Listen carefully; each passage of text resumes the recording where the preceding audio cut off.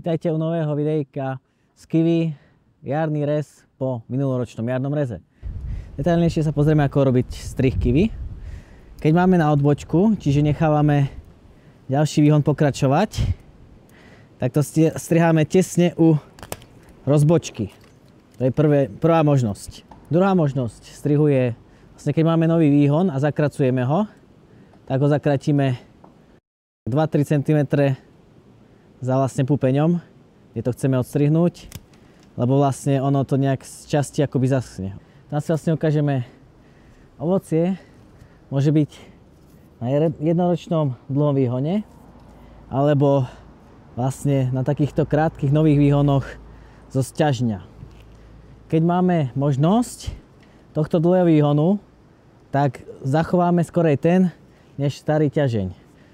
Prosto tento si zapestujeme a tento vyhodíme.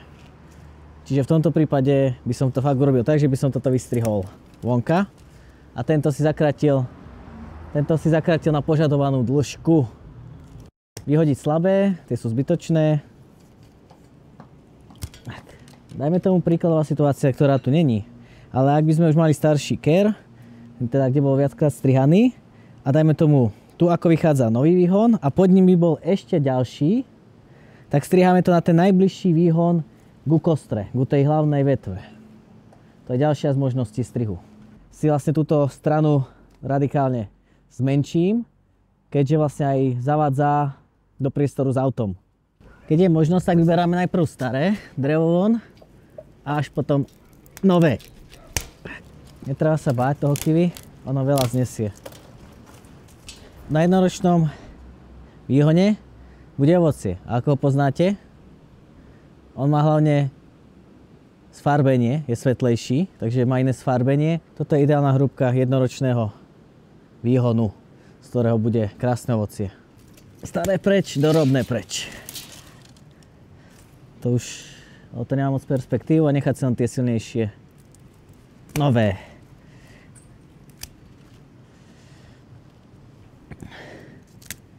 Všetko staré, na tom plod už nebude, tak to si dám preč, že má cenu držať. A tu sú nejaké novšie, tak z nich bude niečo ešte. Tu najnovší, teda jednoročný. Môžeme si ho kľudne zakrátiť aj na 4 pupene, z toho zase vyrastie niečo. A si môžeme pozrieť, aká je tá liana silná a vlastne čo dokáže spôsobiť stromu. Že vlastne, je to zaostrené, tak svetlo. Že vlastne, ako sa obmotá, tak úplne škrtí ten stromček. Je dobré, keď sú jednotlivé výhony 20-30 cm od seba aspoň, u máloplodého kiwi.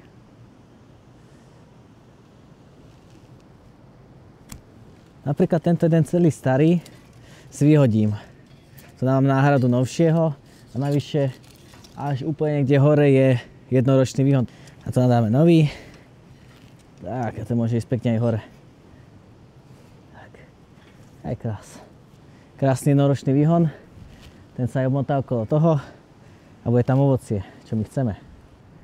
Takže krásne sme kiwi presvetlili. On sa zase znova hodne rozrastie, hodí veľké výhony a zase by bolo dobré aj v lete trocha toho kiwi pristrihnúť. Milí diváci, ďakujem vám za pozornosť. Ak vás zaujíma letný strih, ktorý je fajn a oplatí sa viackrát do roka ho robiť, tak si ho môžete pozrieť, bude niekde v odkaze alebo v popisku videa. Ak sa vám video páčilo, samozrejme poteším a každý váš like, odber kanála, zdieľanie videa. Tak sa majte krásne a čaute.